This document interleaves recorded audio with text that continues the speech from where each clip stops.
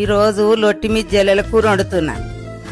ఈ చేపలు ఎర్రగా మటన్ ముక్కలు లెక్కుంటాయి, మస్తు కమ్మగా ఉంటాయి, మస్తు టేస్ట్ ఉంటాయి. ముందుగల్లా ఇంట్లో ఉప్పు వేసి మంచిగా కడుక్కుంటున్నా.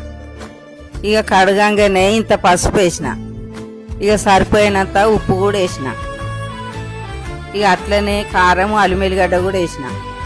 ఇక జరంత నూనె పోసుకొని మంచిగా కలుపుకుంటున్నా. ఇప్పుడు ధనియాలు, మెంతులు, జీలకర్ర, ఇన్ని ఉల్లిగడ్డలు వేసుకొని ఇన్ని ఎల్లిపాయలు వేసుకొని మిక్సీ పట్టుకున్నా. ఈ మిక్సీ పట్టుకున్న పేస్టు చేపలలో వేసుకొని మంచిగా కలుపుకుంటున్నా. ఇప్పుడు ఇది మంచిగా కలుపుకొని ఒక అర్ధగంట పక్కకు పెట్టుకున్నా.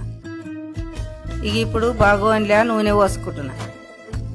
ఇక ముందుగా ఇంత జీలకర్ర వేసి ఇంత పసుపు వేసిన. ఇక ఇప్పుడు కలిపి పెట్టుకున్న చేప ముక్కలు వేసుకుంటున్నా.